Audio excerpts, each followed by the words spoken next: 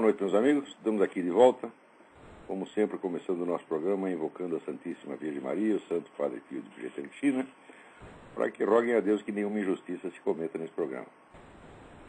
Eu vou começar aqui contando um negócio para vocês que, cada vez eu fico mais impressionado, com a credulidade pública diante da grande mídia. Quer dizer, as pessoas acreditam naquilo que elas veem na televisão ou que leem no jornal, mas assim, imediatamente, como se fosse palavra divina. Olha, eu que sou jornalista há mais de 40 anos, eu me espanto com isso, porque 30 ou 40 anos atrás não era assim. As pessoas tinham uma atitude um pouco mais crítica, tinham um certo distanciamento com relação a jornais, noticiários e televisão. Hoje não. Hoje, se sai uma coisa na Rede Globo e você diz que não é assim, as pessoas imediatamente dizem: você está paranoico, você está louco, você está seriamente doente, você é teórico da conspiração, você está com problemas. Quer dizer, é uma credulidade de tipo, assim, do crente mesmo, tá, né? Quer dizer, virou uma religião já, você não pode contrariar essas coisas, né? A hipótese de que as coisas não sejam assim só aparece na cabeça dos camaradas como teoria da conspiração. Quer dizer, você vê, no Brasil, o número de órgãos de mídia é muito pequeno. Quer dizer que você reúne 4 grandes empresários e eles decidem o que vai sair no jornal deles e acabou. É coisa mais fácil você criar uma unidade ali, né? Fazer com que 4 ou 5 jornais, noticiários e televisão digam as coisas de uma maneira convergente. Quer dizer, você criar uma impressão de unanimidade universal. No Brasil é a coisa mais fácil. Aqui não é tão fácil assim. Você não pode... Tanto que aqui ninguém tem um controle total. Por exemplo, tem o controle dos grandes jornais, noticiário e televisão, mas o rádio já não é controlado. Então, mas mesmo assim, o número de empresas de mídia diminuiu muito nos últimos anos. Há uma grande concentração. Então, hoje é muito mais fácil do que antigamente você criar essa impressão de unanimidade. Quer dizer, 20 jornais dizem a mesma coisa, então quem estiver contra aquilo só pode ser um doente mental, evidentemente, né? Então as pessoas acreditam assim, piamente, mas nem se lembram de examinar. Se você pega, vamos dizer, os mesmos documentos de fonte primária, nos quais o noticiário diz estar baseado e os examina e vê que a coisa é diferente do que foi publicado, o pessoal acredita no que foi publicado e não nos documentos originais. É um negócio absolutamente fantástico. E agora está todo mundo falando essa crise de crédito nos Estados Unidos, né? Crise de crédito, né? Quando foi em setembro, ali, o Bernanke, o Paulson, o Bernanke é o presidente do Federal Reserve, o Paulson é o secretário do Tesouro. Chegaram lá para o Bush, né? E disseram assim: olha, está havendo uma restrição de crédito, os bancos não estão mais nem emprestando uns para os outros, né? E as empresas estão pedindo crédito e não tem, coitadinha, está vendo a crise de crédito, não tem mais crédito na praça, né? E daí o Bush imediatamente lá assina, né? Um monte de papel, solta dinheiro para o banco, solta 700 bilhões de dólares. Depois foi crescendo, chegou nos trilhões de dólares, já está nos trilhões de dólares, tudo dando dinheiro para banqueiro. Quer dizer, 300 milhões de americanos trouxa, tudo trabalhando para dar dinheiro para o banqueiro, né? E ninguém se lembra peraí, vamos examinar para ver se está tendo mesmo esse problema da crise de crédito. Porque pode ser que às vezes uma empresa não conseguiu crédito, ou um banco não conseguiu crédito com o outro, mas não quer dizer que haja uma crise de crédito, né, no sentido geral da coisa, né? O primeiro sujeito que decidiu examinar é o sujeito da consultoria Celent, que é o senhor Otávio Marenzi, né? O Otávio Marenzi é um economista conhecido no mundo inteiro, né? É frequentemente citado como fonte ali pelo Economist, pelo Financial Times, pelo Wall Street Journal, né? E antes dele fundar essa firma de consultoria Celent, ele foi chefe da tecnologia de informação do Union Bank de Zurique, tá certo? Quer dizer, eu não sei de que não nasceu ontem. Esse aí, né, ouviu todo esse falatório e disse: espera aí, deixa eu ver da onde que o Paulson e o Bernanke estão tirando essas coisas. Então ele foi lá ver as estatísticas de crédito no Federal Reserve e na Secretaria do Tesouro. E, para grande espanto dele, ele viu que, em vez de estar havendo uma restrição de crédito, ao contrário, o crédito na praça estava aumentando de maneira assombrosa. Então, eu estou vendo aqui a tabela. Infelizmente não posso mostrar para vocês, mas se vocês forem até o site www.celent.com, eu vou dar por extenso aqui. Não é muito comprido. Só vocês vão lá no www.celent.com, e lá vocês procuram o negócio, né? Credit Crisis, né? Vocês vão ver lá a tabela, que é a tabela da própria Secretaria do Tesouro e do próprio Federal Reserve, né? Então, o que aparece lá é o seguinte, que o crédito existente na praça, tanto crédito para empresas como crédito interbancos, ele, em vez de diminuir no período que estava lá os dois avisando com maior alarmismo, ele aumentou 74% em apenas 84 dias, sendo que 15% só no auge da chamada crise. Quer dizer, normalmente isso levaria uma década, pelo menos, para acontecer. E daí, em 84 dias, o crédito aumenta 74% e o pessoal fica dizendo: ah, está acabando o crédito, não tem crédito na praça. É claro que é mentira, gente, é mentira. Desde o início eu falei, essa crise é fake, isso não existe. Porque a gente está vendo aqui a vida no dia a dia. A americana está vendo que os preços não estão sendo alterados grande coisa. A gente acompanha aqui no banco mesmo, onde a gente tem conta, a gente vê que lá está tudo normal, passa nos outros bancos também está tudo normal, né? Então está vendo alguma coisa, porra. É certo? Peraí, eu estou explicando. Bom, eu vou atender depois. Alô, quem é? Luiz está falando? Luiz, tudo bem? Tudo bem? Rapidinho. Você estava falando de um um economista que faz prognóstico. Você estava falando numa gravação sobre a astrologia. Você falou o nome dele, de um economista. Você poderia repetir? Peraí. Trata dos prognósticos sobre a crise atual ou é algo que tem relação a ver com a astrologia? Porque eu me mencionar dois economistas não tem nada a ver com a história. Um é o senhor Bernard Jensen, famoso analista econômico. Você falou que é o melhor prognóstico. Faz prognóstico econômico nos Estados Unidos. Por coincidência, eu estou falando de uma firma chamada Celent, né? O cara que não tem nada a ver com a Celent se chama Celenti. C-E-L-E-T-I. Isso. Agora, hoje eu estou falando de uma firma que chama Celent. Que não tem nada a ver com o Celent. O Celent é um grande analista. Como é que o prognosticador tem acertado há mais de 20 anos. Então convém olhar lá. Agora você me pegou aqui de surpresa, eu não lembro mais o nome do site do cara. Né? Você poderia soletrar para Celent. C-E-L-E-N-T-I. O primeiro nome italiano acho que é Mário, não lembro, Mário, Orlando, uma coisa assim, Celenti, Agora essa firma que eu estou falando hoje também se chama Celent, sem I, que não tem nada que ver. E o economista também é um cara de nome italiano que chama Ottavio Marenzi, mas não tem nada que ver com o outro. O Marenzi não está fazendo prognóstico, ele apenas pegou as tabelas de empréstimos publicadas pelos próprios órgãos presididos por Bernanke e Paulson e mostrou que os dois estão mentindo, porque é que nem no Brasil, você está entendendo? O nosso ministro aí, Temporão, que está morrendo milhares de mulheres em abortos ilegais, quando você vai ver nas estatísticas do próprio ministério dele, são 7 ou 8 mulheres por ano. Aqui mesma coisa. Acabou o crédito, não tem mais crédito. Quando você vai ver, o crédito está crescendo. Tá? Então, continuar explicando esse negócio aqui. Obrigado pela pergunta, Luiz. Bom, agora voltando aqui.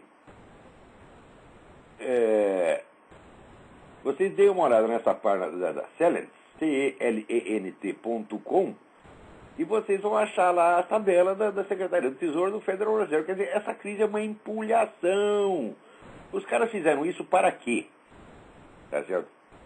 Para aumentar o controle do governo sobre a vida financeira do país, dando a impressão de que estão salvando o país de uma crise, só que a crise é inexistente.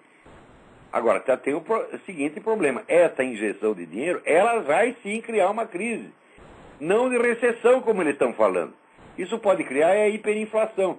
Quer dizer, todo mundo está com medo de ficar aqui que nem a crise de 29, mas o que periga não é ficar com a crise de 29, é ficar como ficou a Alemanha em 22. Quando o neguinho para comprar um pãozinho precisava levar uma cesta de dinheiro. É esse que é o verdadeiro perigo, e isso está sendo produzido aqui por gente como esse Paul Bernanke, esse é o Paulson, você tá entendendo? Né? E o Bush trouxa, ou trouxa, sei lá o quê, que acredita nesses dois caras, ou faz de conta que acredita. Agora, acredita no que eles dizem, mas não no documento que eles trazem embaixo do braço. Quer dizer, o sujeito, ele está falando uma coisa, ele está mostrando para você a prova do contrário. Só que você só ouve, né? Não olha a prova direto. Se fosse olhar, olha, aqui é o contrário do que ele está falando. Então, esse negócio é realmente perigoso. Agora, preste atenção. Por que que um presidente que está nos últimos dias do mandato, isso aqui é que é a sutileza mais linda do negócio. Se o cara está nos últimos dias do mandato, que interesse tem ele em aumentar o poder do governo sobre a vida financeira do país? Aumentar o controle estatal da economia. Se ele vai para casa e vai lá ficar fazendo conferência, tá entendendo? E fazendo, colecionando selo, tá certo? Até o fim da vida dele e curtindo a sua senilidade em paz, né? Então, é claro que isso não foi feito para aumentar o poder do governo Bush, mas do próximo governo. Então, o senhor Obama já vai chegar no governo com poderes aumentados. Tá certo? Quer dizer, Paulson e Bernanke montaram isto. Note bem que poucos dias antes do Bernanke vir com essa história, ele confessou que tinha sido o próprio Federal Reserve que gerou artificialmente a crise de 29. Então, ele primeiro diz, nós geramos a crise de 29. Passam os dias, ele gera uma outra crise. Quer dizer, ele aprendeu a tecnologia de 29, tá entendendo? Só que não está fazendo uma crise igual àquela, vai fazer uma hiperinflação. E com a hiperinflação, já cria, né, uma situação na qual o próximo presidente já sobe ao poder na condição de virtual ditador econômico. Para fazer isso, Bernanke e Paulson enganaram todo mundo. E a mídia inteira disse amém com a cabeça e ninguém foi examinar a porra dos documentos. Né? E a gente fala isso daí, por exemplo, tá paranoico, você é o Alex Jones. Eu não sou Alex Jones, eu não penso como Alex Jones, eu não sou um teórico da conspiração, eu me atenho assim, a documentos de fonte primária. Se você tem um documento de fonte primária, então as opiniões em volta, elas podem servir só de enfeite ou de complemento para aquilo. Mas o documento de estudo. Então, se chega lá o Paulson e diz, olha, está havendo uma diminuição catastrófica do crédito, e embaixo do braço dele tem a estatística dele mesmo, que prova que o crédito está aumentando, você vai acreditar no quê? No que o sujeito diz ou nas contas que ele mesmo fez? Ele fez as contas certo e mentiu em cima delas. E o Paulson e Bernanke, os dois, enganaram todo mundo. Né? Para quê? Para criar uma situação de poder financeiro quase absoluto para o próximo presidente. Tá? Agora, presta atenção, para eleger o Obama já houve uma operação abafa do mesmo tipo. Eu tenho noticiado isso na minha coluna, não preciso repetir tudo aqui. Cada vez fica mais claro que aquela certidão de nascimento dele é fake. Tá certo que o pessoal aqui discutiu muito o problema da nacionalidade, mas digo, mas esse é um problema secundário. Quer dizer, o sujeito que é um falsário, que é um falsificador de documento, pouco interessa se ele nasceu na Zâmbia ou na puta que eu pariu. O lugar do sujeito é na cadeia. Quer dizer, não é que o problema do Obama não é nacionalidade, o problema é de honestidade. O cara não tem idoneidade nenhuma. Esse sujeito ele não pode ser presidente de um clube de futebol de botão, porra. Agora, estão pondo o cara na presidência, por quê? Justamente porque ele tem rabo preso. É o presidente mais rabo preso da história americana. Então ele é um cara facilmente manipulável e controlável, porra. Não é porque é neguinho, bonitinho, representante da minoria. Isso é pra enganar a trouxa, meu Deus. O Obama, os documentos dele é tudo fake. Ele não pode contar onde nasceu. Não pode contar direito quem é o pai e a mãe dele. Não pode explicar como é que a mãe dele pariu no Havaí quando estava em Seattle, no estado de Washington. Tá certo? Não pode explicar por que aos 18 anos foi escolhido por um príncipe saudita, protetor de terrorista, para proteger, para financiar toda a vida econômica dele. Então, em suma, a vida do cara tem uma coleção de esqueleto no armário, uma coleção inteira. Então, bota o sujeito lá na presidência, tá certo? E os caras que têm as informações, chega lá, olha aqui, seu filho da puta, ou você assina esse decreto aqui, ou nós contamos tudo e desmoralizamos você e fazemos seu impeachment. Então, o Obama é o presidente mais cheio de patrões que já existiu na história americana. Ele é um fantoche, um pau-mandado, um marionete. E botaram ele lá justamente porque o sujeito é fake, você está entendendo? Então, é difícil. A lista dos caras que sabem a verdade sobre Obama e que a estão ocultando propositadamente é muito grande. E tem gente no Partido Republicano fazendo a mesma coisa. E não é um nem dois, não. Acredito que o próprio John McCain pode ser um dos patrões do Obama. Por quê? Porque ele escondeu o que sabia do Obama. Tá certo? Então, o que está acontecendo aqui é uma coisa muito feia. Isso aqui está se brasilianizando. Quer dizer, aquilo que eu vi acontecer no caso do Foro de São Paulo, no Brasil, eu vi acontecer aqui muito maior. Só que aqui, no Brasil, enganou todo mundo. No começo só tinha um maluco que dizia que não era assim, que era eu. Anos depois, sei lá, o Reinaldo Azevedo se tocou do negócio, o Diogo Mainardi se tocou, começaram a falar também do negócio. Mas durante anos fiquei eu sozinho na jogada, eu e a Graça Salgueiro, que é uma pessoa desconhecida lá do Recife, tá entendendo? Que também todo mundo essa mulher é maluca, é paranoica, é teórica da conspiração. Né? E também, depois o Heitor de Paula também começou a falar isso. Então, primeiro fui eu, a Graça e o Heitor de Paula, foi o primeiro falando isso. E o Alejandro Penha Esclusa, que vinha da Venezuela com informação nova, né, de fonte direta, e confirmava tudo aquilo que ele estava falando do Foro de São Paulo. Então, oficialmente, para a mídia brasileira não existia. Até aqui o pessoal do Council of Foreign Relations, o CFR, né, dizia, não existe Foro de São Paulo nenhum, isso aí é um jornalista lá do Rio de Janeiro que inventou. Só que depois se comprovou, quem estava dizendo a verdade é esse que vos fala. Né? E toda essa gente respeitabilíssima, isso é tudo um bando. Metade é mentirosa e a outra metade é ignorante. E aqui no caso do Obama é a mesma coisa. Olha, se vocês lerem, vocês peguem lá o relatório do Ron Polaric, né? Põe no Google, Ron Polaric, P-O-L-A-R-I-K. É um pseudônimo de um sujeito que é um estudioso de computação gráfica. O cara examina a certidão de nascimento do Obama e num relatório de 200 páginas. Ele prova por A mais B. Fala, é impossível que esta certification seja autêntica. Impossível. Mas ainda não só ela é falsa, mas os vários sites que saíram defendendo a autenticidade dela também colaboraram na falsificação. Esse Fact Check e outros. Fight the Smears, né?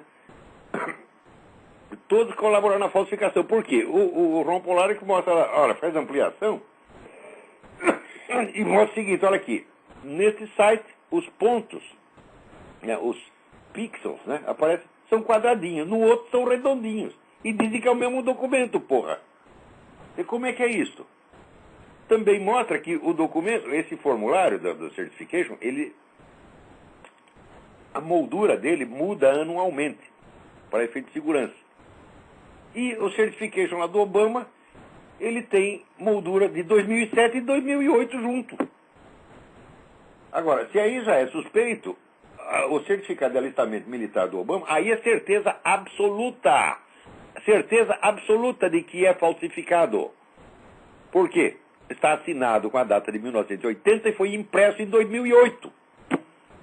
Quer dizer, o Messias Ungido assinou o formulário 28 anos antes de ser impresso. Então, para que você tem que discutir a elegibilidade de um sujeito desse? O problema dele não é a elegibilidade, o problema é que ele tem que estar na cadeia, meu saco.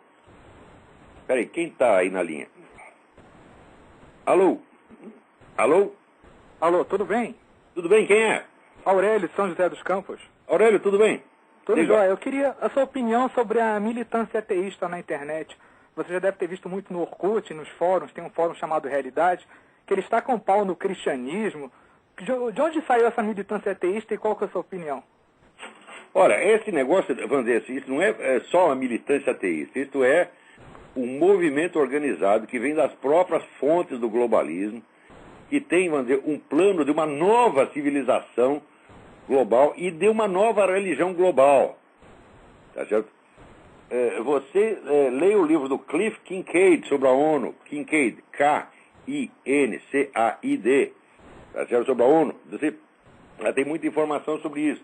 Existe uma bibliografia enorme sobre esse assunto, inclusive pelo padre Michel Scoyans, que é um padre belga que viveu no Brasil. Você conhece, escreve S-C-H-O-O-Y-A-N-S. Padre Michel Scoianza. Tem um livro dele sobre a ONU. Então está lá, o plano da religião mundial. É uma religião que vai juntar todas as religiões, menos o cristianismo, evidentemente. A não ser o cristianismo fake, aí dos Leonardo Boff, etc, etc. Eu queria que você até desse uma olhada depois. É um fórum fora do Orkut, é http://realidade.org. O pessoal xinga você lá nos seus artigos, é uma cruzada contra você. Não, vamos dizer, também essa coisa contra mim, isso é uma coisa organizada. Sim. Mas é evidente que é. Isso é uma militância organizada. Dá uma olhadinha lá depois. Um abraço. É pessoal comunista que disse, outra parte é tariqueiro, mesmo de tarica, tá entendendo? Que essa tarica tem uma função essencial, vamos dizer, na destruição do cristianismo e na criação da religião mundial. Quer dizer, veja, por exemplo, o Fritjof Schuon se considerava um papa de todas as religiões. Não é isso? E, aliás, daqui a pouco eu vou falar disso, tá certo? Mas deixa eu só terminar aqui com o negócio do Obama. Então, veja, o Obama, ele foi eleito mediante uma operação abafa. E, ao mesmo tempo, está se criando outra operação abafa para, a pretexto de uma crise inexistente, tá certo? Dar poderes aumentados para o sujeito quando ele chegar na presidência. Você acha que essas duas coisas são absolutamente separadas? É uma coincidência? Quer dizer, meia dúzia de caras, olha, aqui nós vamos criar um fake chamado Obama, né, que é um cara assim, com uma biografia toda furada, sem documento, etc., que a gente pode controlar, né? E daí, do outro lado, tem lá o Bernanke e o outro dando poderes aumentados sobre a vida financeira, transformando o cara num ditador financeiro. Então, o que está sendo feito aqui, o que houve aqui não foi uma eleição. O que houve aqui foi um golpe de Estado, gente. Eles enganaram todo mundo. Não adianta você dizer, o Obama teve não sei quanto por cento dos votos, 52% dos votos. Bom, de fato ele teve, mas desses 52%, quantas pessoas sabiam o caso do documento? Ou até o problema da nacionalidade? Não sabiam nada. Não foram informadas. A simples existência de processos que questionavam a nacionalidade do Obama só foi noticiado depois das eleições. Se fosse noticiado antes, o cara teria metade dos votos que teve. Então é claro que foi uma enganação geral. E agora já temos outra enganação geral aqui de ordem financeira. Então, agora todo mundo discutindo as coisas a partir não dos fatos reais, mas das alegações que aparecem na mídia. E ninguém quer saber da realidade. Se você tenta examinar o documento de fonte primária, diz que você é paranoico. Quer dizer, aqui virou mesmo o império da mentira, pô. Não se pode acreditar em mais nada na mídia. Espera aí, tem mais alguém na linha. Quem é? Alô, quem é? Alô, Olavo? Sim. É o Alfredo do Rio. Tudo bom, Olavo? Alfredo, tudo bem? Tá me ouvindo bem, Olavo? Perfeitamente. Ok. Olavo, saiu uma matéria no Brasil, no dia 14 de dezembro desse ano, desse mês. É uma revista que é especial BRIC, que são o Brasil, Rússia e China. Então, essa matéria é o crescimento desses 4 países.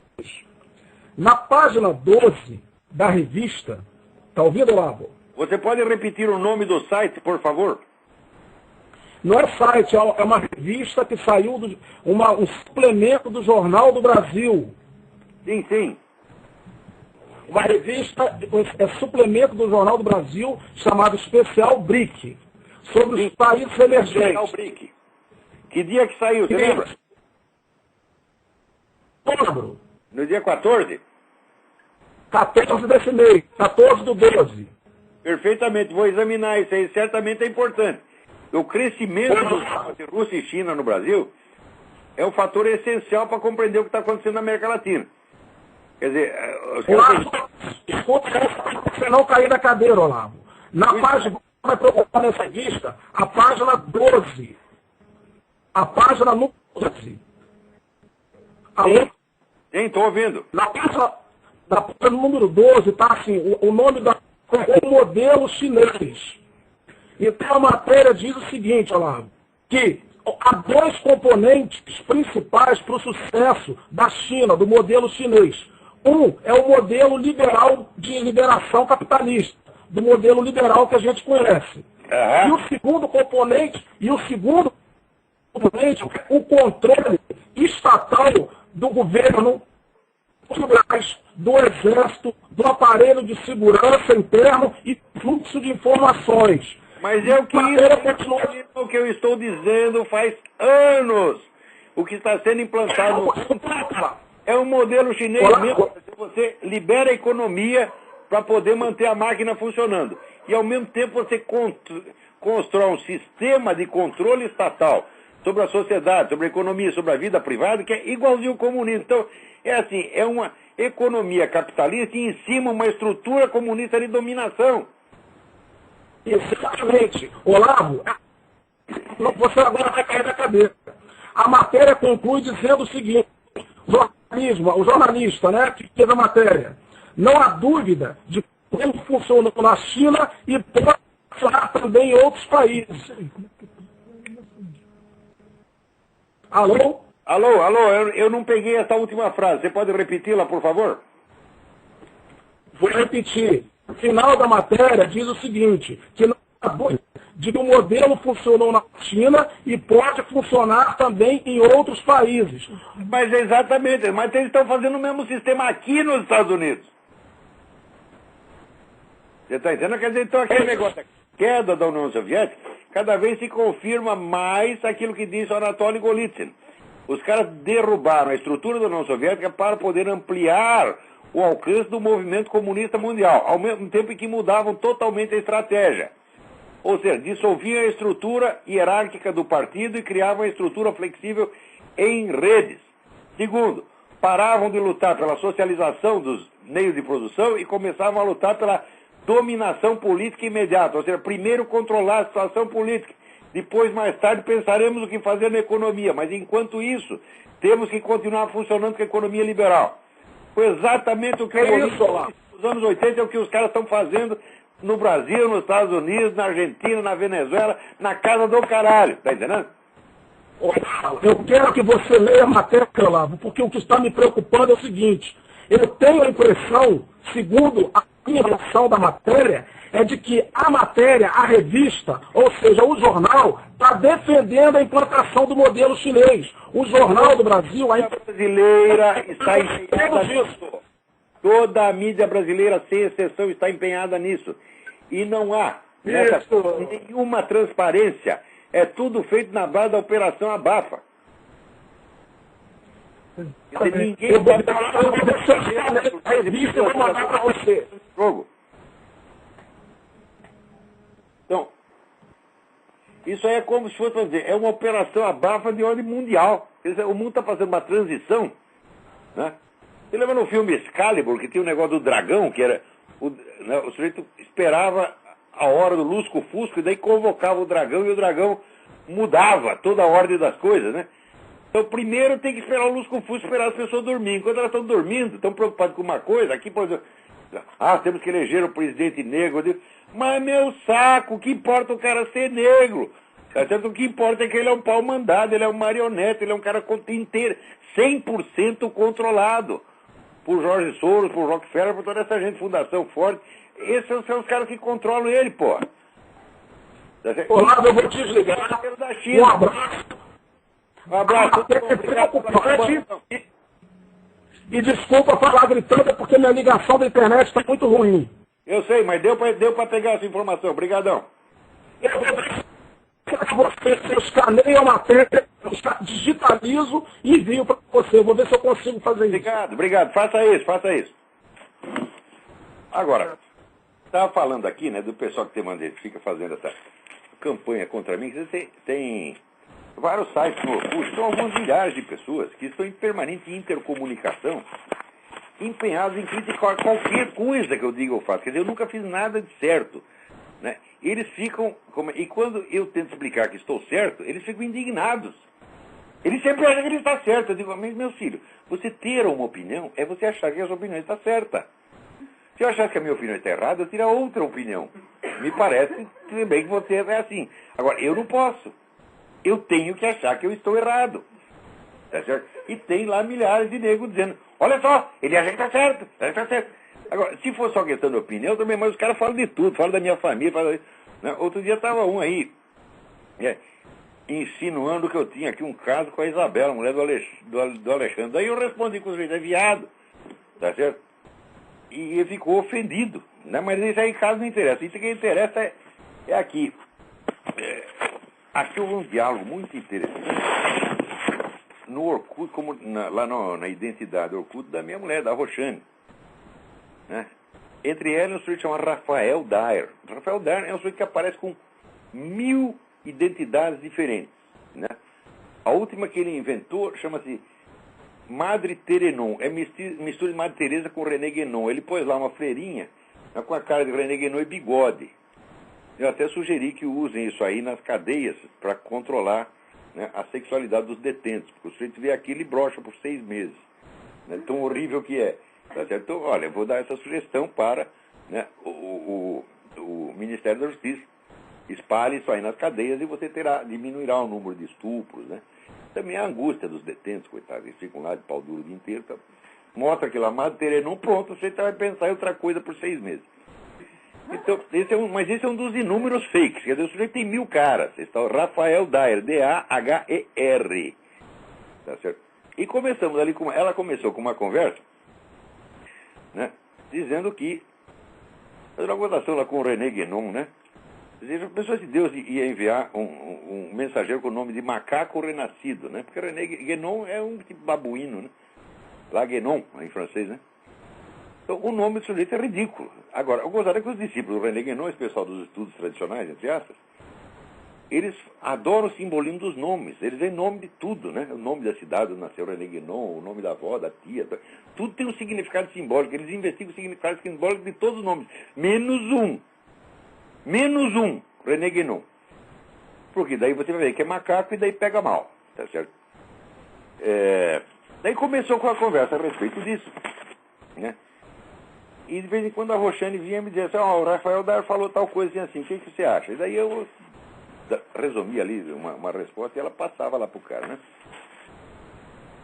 E, bom, o que interessa é o seguinte, o cara diz que é cristão ortodoxo, né? Só que daí ele veio com uma conversa assim.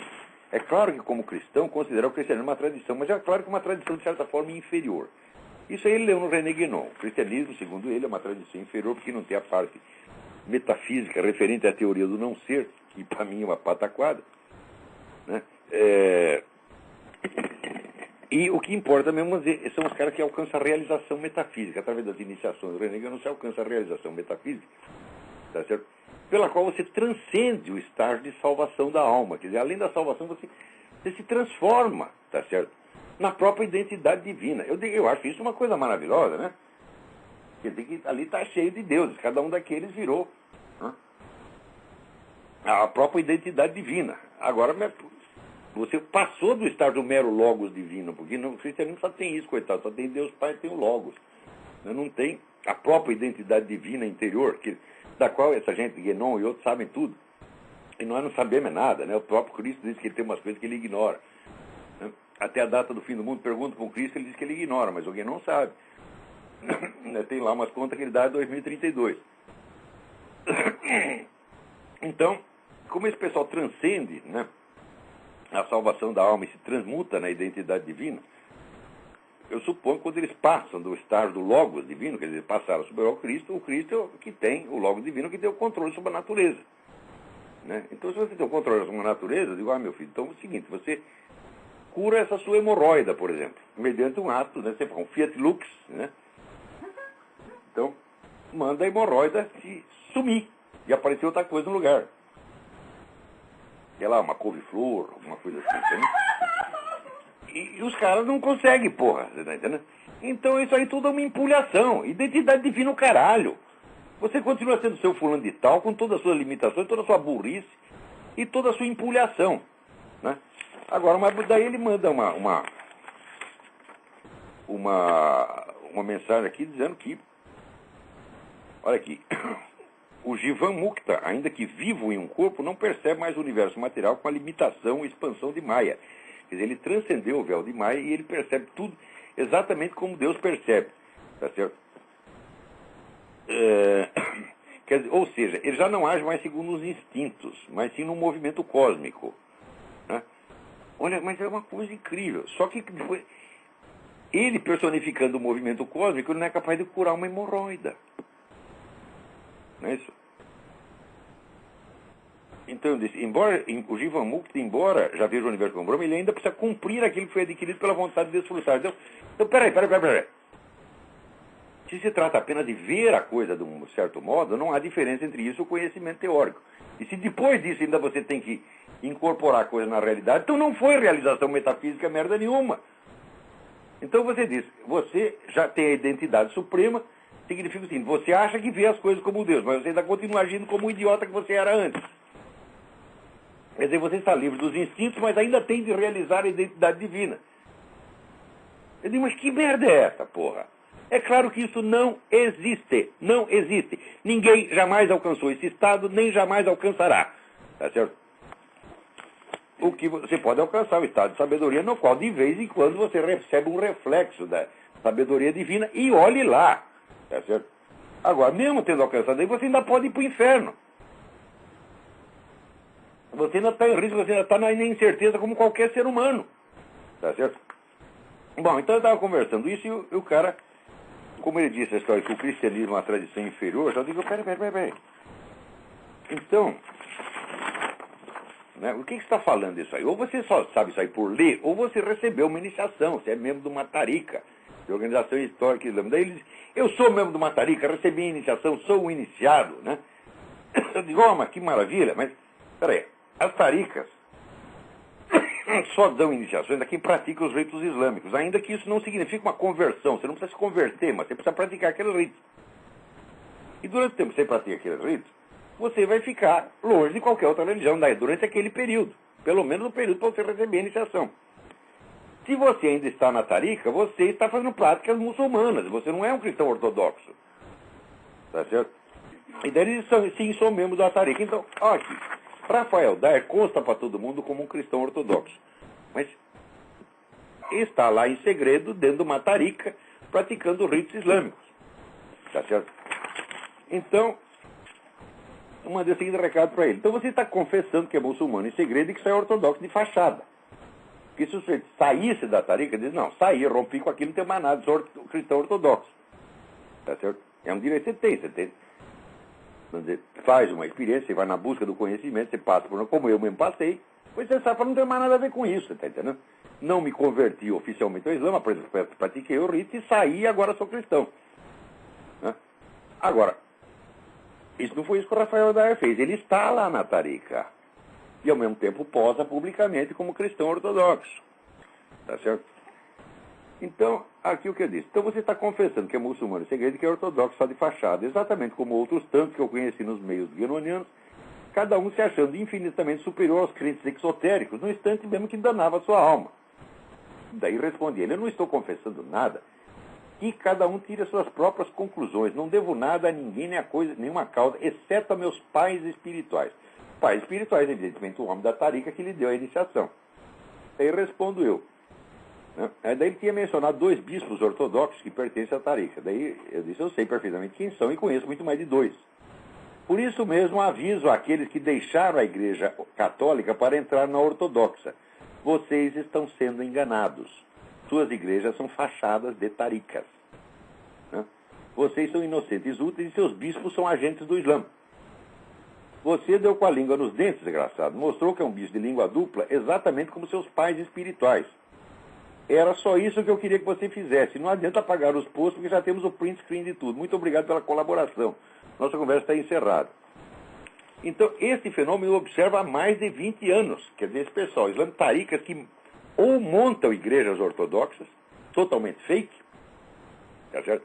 Como montaram em Portugal tem igreja ortodoxa portuguesa, totalmente fake, ou se infiltram numa igreja ortodoxa, né? E estão lá, através da igreja ortodoxa, puxando os caras para a tarica.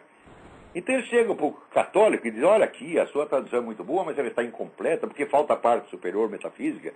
Vocês não têm a realização metafísica, vocês só têm a salvação da alma, coitadinhos.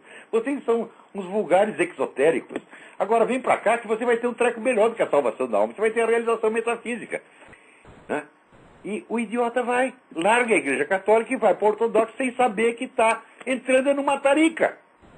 Então isso é uma empulhação, e o simples fato dos caras fazerem isso já mostra que essa gente é bosta humana, bosta falante.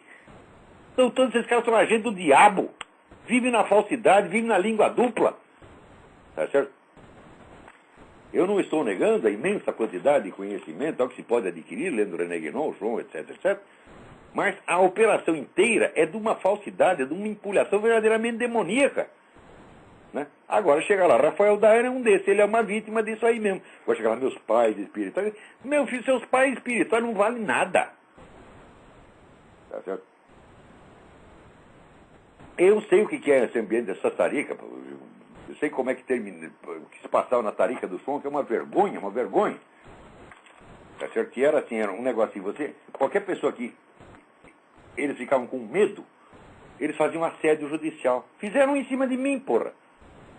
Claro que eu me livrei, não sei que os caras eram uns palhaços, mas me deu trabalho. É certo? Então nós estamos lidando assim, sabe, com vigarista, gente que faz a coisa tudo escondida, tudo segredo. Né? Agora, acabou de ter essa conversa, imediatamente o Rafael Daer passa lá uma mensagem para seu Uriel, seu André Luiz, seu Alfredo, seu Caio Rossi, seu Juliano. Não postem mais nada, 15 leram o que escrevi na nossa comunidade Darshana. Darshana é uma comunidade secreta. Ninguém pode entrar, só eles. Então está de novo confirmando. Eles estão agindo de maneira articulada, tá certo? A mandar do seu pai espiritual, ou pelo menos acreditando que estão obedecendo um pai espiritual. E é disso que se trata, é uma empulhação. Agora,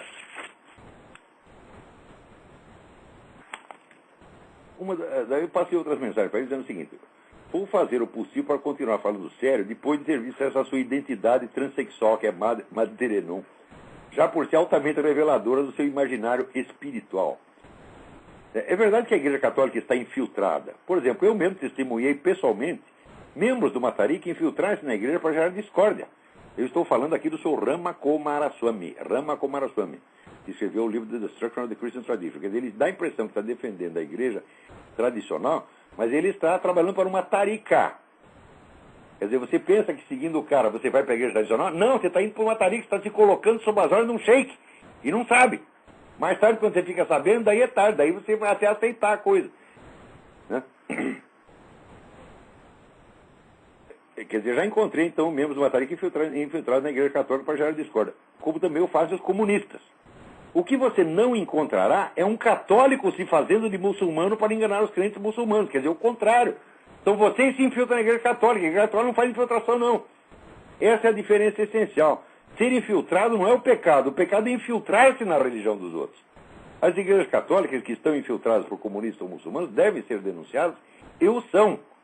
Já o que você faz, e o que os seus pais espirituais fazem, né, é que, em vez de você denunciar os seus pais espirituais como agentes islâmicos infiltrados, você os segue como um cordeirinho. Ó, eu não beijo a mão de cardeal comunista, eu cuspo nelas. Tá certo? Muito menos vou chamar de pai espiritual gente como essa.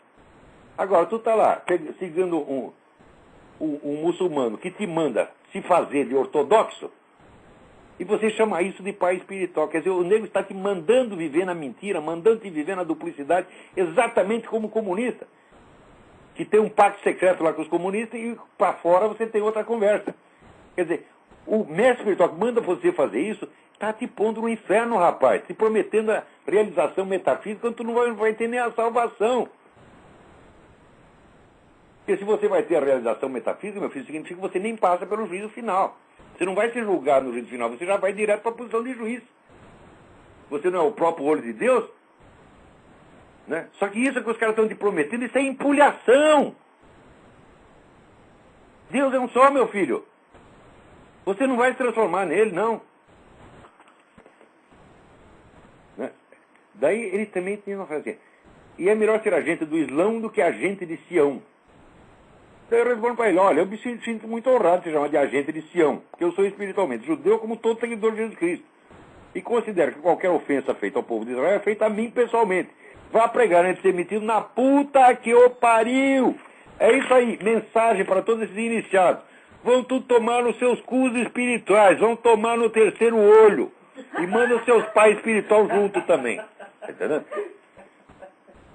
Daí, aqui, uma terceira diferença é que você, Rafael Der, diz que não tem satisfação de prestar ninguém a não ser os seus pais espirituais. Na Igreja Católica, nenhum bispo ou cardeal tem autoridade para dispensar você das obrigações morais para com a humanidade inteira. Nenhum deles o dispensará de dar satisfações ao mais humilde e fiel contra o qual você peque.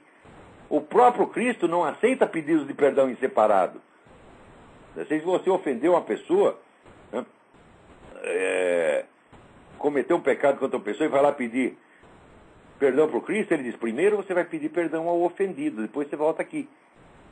Agora, a compromisso moral desse cara é só dou satisfações ao meu pai espiritual, lá no segredo da tarica. O que eu faço não pode ser julgado por ninguém. Como não pode ser julgado, desgraçado? Você já está julgado e condenado, porra. Né? Então, os seus pais espirituais, né, Jesus manda pedir primeiro perdão à pessoa do ofendido para depois falar com ele. Os seus pais espirituais, ao contrário, o autorizam a ter língua dupla, enganando todo mundo em volta, desde que permaneça fiel a eles. Eu sei, porque na tarica do som era a mesma coisa. Você pode enganar todo mundo, você só tem que obedecer ao sheik. Se você não é capaz de enxergar nisso a presença inequívoca do diabo, é porque você é espiritualmente cego, como todos os tariqueiros, sem exceção. Né? Esse gosto que vocês têm, você e os outros da sua comunidade, têm pela multiplicidade de pseudônimos, já revela tudo contra o seu caráter. Você jamais verá o Olavo de Carvalho se escondendo atrás de pseudônimos, porque o Olavo de Carvalho é um homem, não um delinquente juvenil como você. Essa prática de só dar satisfações aos pais espirituais, fazendo você um membro de uma elite iluminada, e se dispensa dos deveres para com o próximo em troca da aprovação do chefe, é igual em tudo e por tudo à disciplina comunista ou de qualquer sociedade secreta ou gangue de narcotraficantes. É esse tipo de pacto secreto que justamente não existe na Igreja Católica. E onde um autoproclamado católico firma um pacto desse tipo, ele está automaticamente excomungado, ainda que não o saiba e ainda que ninguém mais saiba. Como esse pessoal que assinou aquele pacto de Médici com a União Soviética, estão todos excomungados. Não é significativo que justamente aquela conduta obscura e furtiva que ao católico traz a excomunhão e a danação, seja a mesma que no mundo espiritual dos tariqueiros, confere a sheiks e gurus uma autoridade sublime? Quer dizer, se o bispo dispensar você das obrigações morais para com o próximo e disser, não, você tem que ter apenas obrigação moral apenas comigo, esse bispo está excomungado. Agora, o sheik que faz isso, não. Ele está mostrando sua autoridade espiritual. Quer dizer, o que a Igreja Católica, a Igreja de Nosso Senhor Jesus Cristo, chama de danação, é o que vocês chamam de autoridade espiritual. Vocês são todos ladrões. Como Cristo diz, todos que vieram antes de mim são ladrões. E são vocês, é gente desse tipo. Está entendendo? Ora. Então, será que ainda tem mais tempo? Deixa eu ver. Temos uns 10 minutinhos. Então é isso aí, ao mesmo tempo, você vê. Peraí, tem alguém na linha. Alô? Alô? Alô? Quem é? Olá, pô. Sim. Alex, tudo bem? Alex, tudo bem? Eu queria fazer uma pergunta sobre o Logan Act. Como é que é possível termos políticos americanos como pessoas que são ligadas a Paul Wolfowitz, pessoas de alto escalão, participando de reuniões secretas e estando em discordância com o Logan Act? Essa era a minha pergunta. Ué, mas a coisa mais fácil é esse cara participar de reunião secreta, ué. Eles foram, subiram, antes de você subir na já tem a política pública, meu filho, você tem que primeiro ser aprovado em certos ambientes, não digo secretos, mas discretos. Bom, elas não são mais secretas, né? Não é nada secreto mais. Agora... Né? Mas não é secreto, mas é difícil você obter informação. Por exemplo, a reunião dos Bilderberger não é secreto, todo mundo sabe onde é. Tá certo? Mas até você descobrir o que se passou lá dentro, passa 3, 4, 5 anos. Quando você fica sabendo, não dá mais tempo de você agir. Exatamente como o caso do Foro de São Paulo. Hoje em dia todo mundo fala do Foro de São Paulo, só que agora é tarde. Agora o Foro de São Paulo já comeu a América Latina inteira. E esse negócio de CFR e Bilderberg é a mesma coisa. Não é secreto. Não é uma conspiração secreta, é apenas uma coisa, vamos dizer que o próprio David Rockefeller, né, uma vez numa reunião dos Bilderberg, agradeceu aos representantes da imprensa a sua discrição. Se vocês não tivessem sido discretos nos últimos 20 anos, não teríamos podido crescer ao ponto que crescemos. Então ele está dizendo, nós compramos essa mídia inteira. Os jornais pertencem a nós, eles só falam o que nós queremos. Nós mandamos esconder, eles esconderam. Mais dia, menos dia, a coisa se revela. Eles até contam, acabam contando. Com mais dia, menos dia, o próprio Obama acabará contando tudo a respeito da sua parte secreta da sua biografia, quando isso já não puder mais lhe trazer prejuízo político. Como o Lula hoje fala abertamente do Foro de São Paulo, porque agora isso não pode trazer mais dano político nenhum. Então esse Logan Act está sendo totalmente inválido, é isso? Como é? Então o Logan Act está sendo inválido, então, não tem validade nenhuma. Não saberia avaliar isso aí.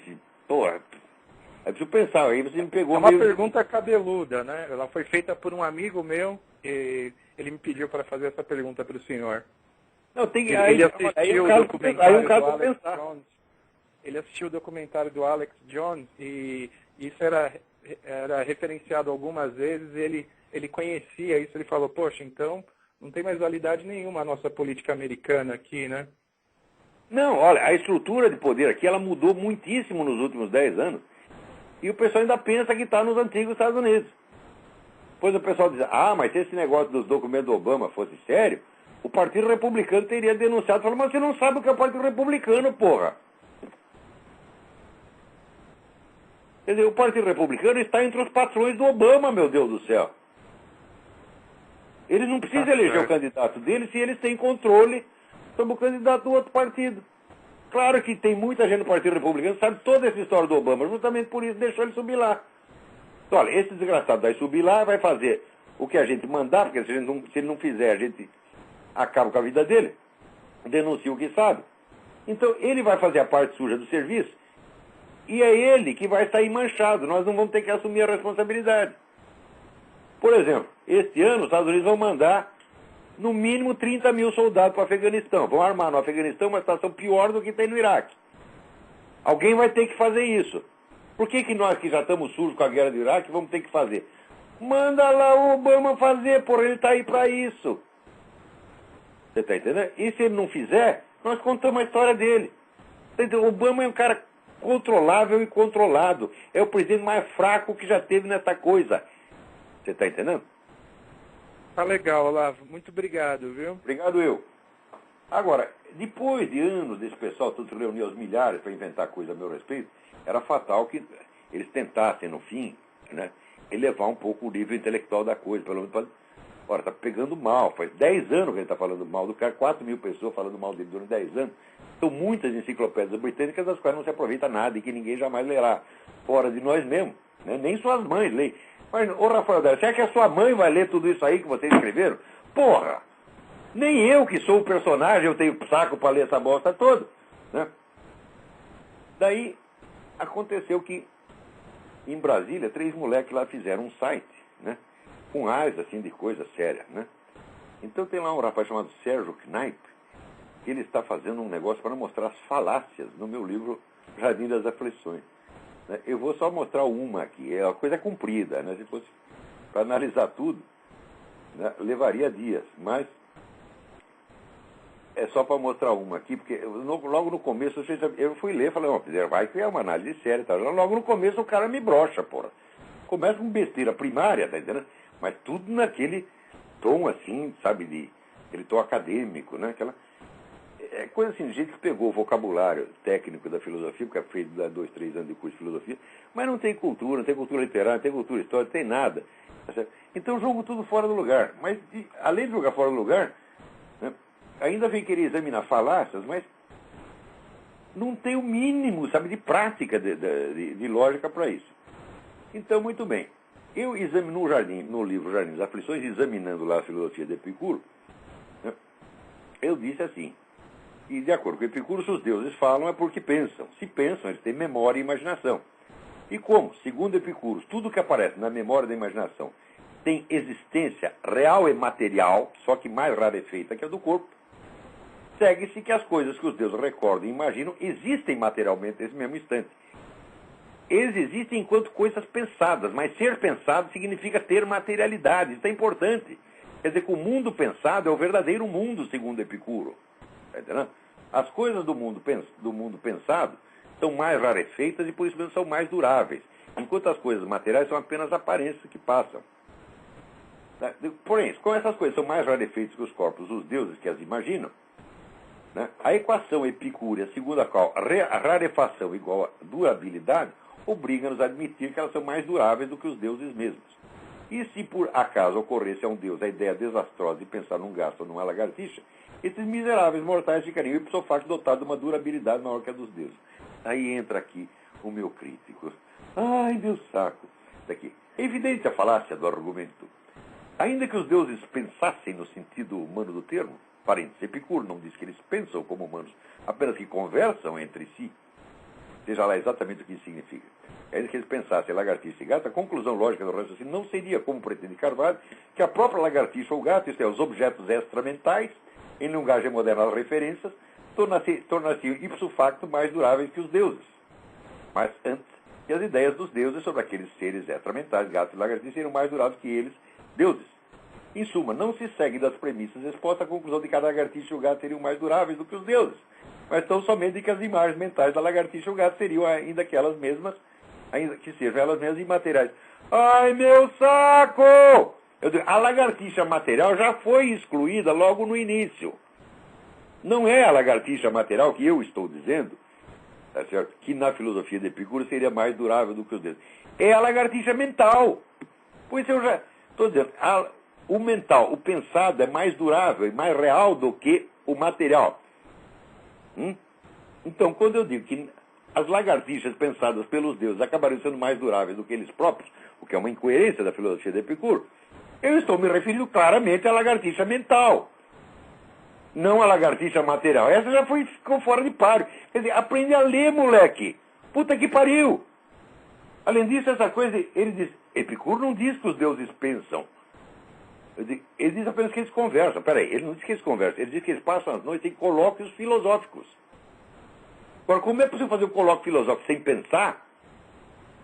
Né? Nem Epicuro é idiota para pensar uma coisa dessa. Só você, Sérgio Knaip. Quer dizer, o que é isso? Quer dizer, vem um moleque, assim, é burro, não sabe ler, porra. Tá entendendo? E vem cagar regra em cima de mim. Mas o que é isto? Quer dizer, é muita presunção. Quer dizer, o cara, peguei aqui uma falácia, porque ele disse que a lagartixa material... Pois, meu Deus, se eu acabei de dizer que a lagartixa mental é mais durável do que o próprio sujeito que a pensa, quanto mais durável ela não será em relação à coitada da lagartixa material que estava no começo do processo e que já foi abandonada no curso do colóquio filosófico. Tá certo? Então, você não sabe ler, você não entende, simplesmente não entende o que lê e fica achando que o errado sou eu. Então, moleque, olha, vai a merda, pô. O site só tem 3 carinhas, ficam reunindo, né? E discutindo o que nós podemos falar de mal do Olavo de Carvalho, né? E daí preenchem páginas e páginas e páginas e páginas e páginas, né? E inventa cada coisa, mas cada coisa assim, de uma burrice, né? E toda hora a palavra falácia.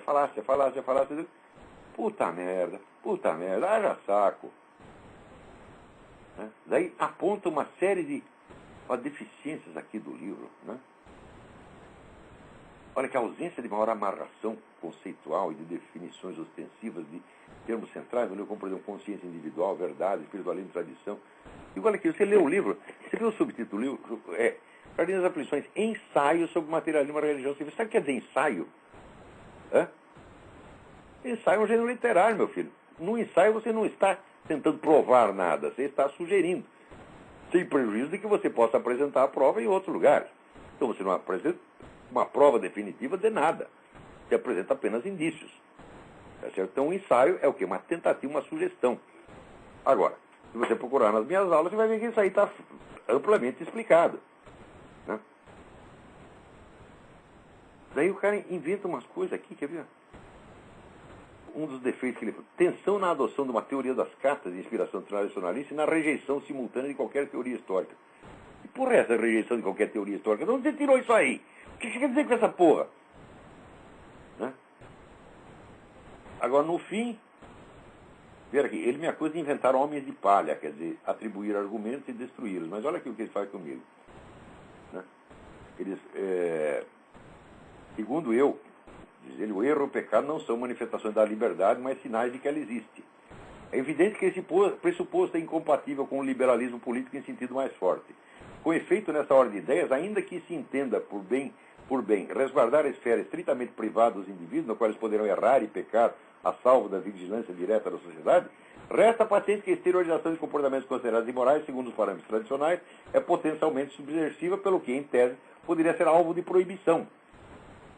Assim, por exemplo, o homossexualismo e o ateísmo, que poderiam ser tolerados na esfera rigorosamente privada dos indivíduos, não poderiam possivelmente ser socialmente tolerados como discurso político. Aí está o conservadorismo antiliberal de Olavo exposto ao sol. Monismo de valores e desconfiança da excessiva liberdade individual, quando traduzido em comportamento de índole política reformista. Então, olha, em suma, ele está dizendo assim, que existe uma incompatibilidade, tá certo, entre uma moral religiosa, onde há princípios absolutos, e a democracia liberal. Tá certo? E que, nessa tensão, nessa coisa, eu já escolhi a autoridade do princípio absoluto e vou sufocar a liberdade, vou propor a proibição das condutas que eu não queira. Ou seja, ele está inventando tudo isso, eu nunca disse nada disso e não pensa, e nem poderia pensar por quê, olha aqui, ô idiota. Moleque não conhece a realidade, moleque só conhece conceitos e doutrinas. Então você pega aqui, de um lado tem o tradicionalismo moral e do outro lado tem o liberalismo. Eles são logicamente incompatíveis. Agora, a realidade da democracia é que a democracia se funda nessa tensão. Se você vê já nos pais fundadores, Founding Fathers, você tem de um lado um corpo de princípios morais absolutos e inquestionáveis, e do outro lado você tem a liberdade da conduta individual na sociedade. Essas coisas estão sempre em tensão, e essa tensão não é uma contradição do meu pensamento, idiota.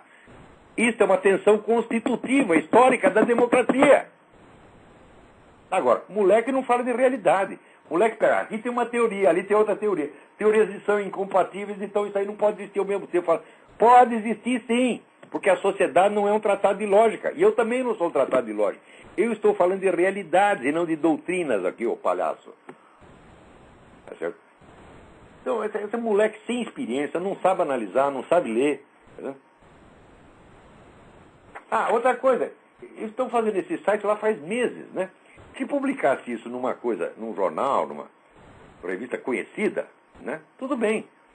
Mas põe num site, né? Quase escondido e nem me avisa. E daí, depois de meses, aquele negócio já alcançou, né? Dezenas de páginas. Você está vendo? Ele não responde. Se ele te responde, reclama que responde. E se ele não responde, reclama que não responde. Então, assim, vão tomar nos seus cus, moleque. Ele se apareça.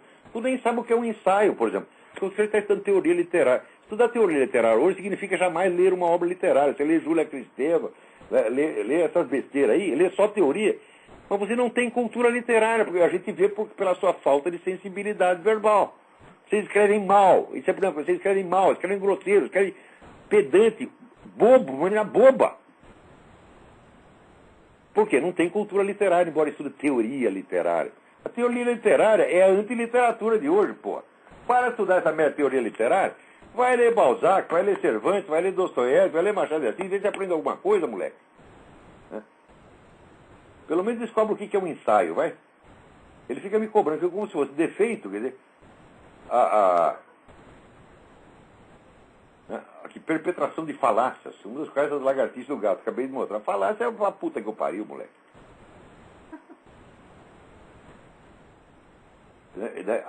Amarração conceitual e definições ostensivas menos... escuta, meu filho, um ensaio que vá definir totalmente os seus termos, todos os seus termos, não será mais um ensaio, será que ser um tratadístico. Você está acusando esse livro de não ser outros 10 livros. Todos esses pontos foram discutidos nas minhas aulas. Tá certo? E o livro chama-se ensaio, por quê? Porque ele é apenas um mostruário. Você quer saber a coisa por extenso, então, não reclame que essas coisas não estão nesse livro. Não é para estar no livro. Tá certo? É para ter um tratamento mais detalhado em outro lugar. Ou seja, é vontade de ver defeitos mesmo, tá entendendo? Ali tem 3, está lá o Antônio Vargas também, mas o Antônio Vargas ele só botou lá um resumo, está fazendo um resumo do livro das Aflições. Então, primeiro, por que esse pessoal sempre estuda em grupo, hein? Vocês não são capazes de fazer nada sozinho, porra. Tá certo? Antônio Vargas me mandou aquele calhamar sobre Kant. Daí eu respondi, ele não gostou da resposta, mas disse que estava muito ocupado e que ia me mandar uma resposta. Daí ele se trancou em casa lá 6 meses, escreveu páginas e páginas sobre Kant e me mandou e quer que eu analise tudo aquilo. Fala, pô, quando eu tiver tempo eu vou fazer isso, meu filho. Eu estou mais ocupado em analisar o Kant e não o que Antônio Vargas disse sobre o Kant. Né? Então, por hoje é só. Tinha muito mais assunto, mas já acabou o nosso tempo. Até a semana que vem. Muito obrigado.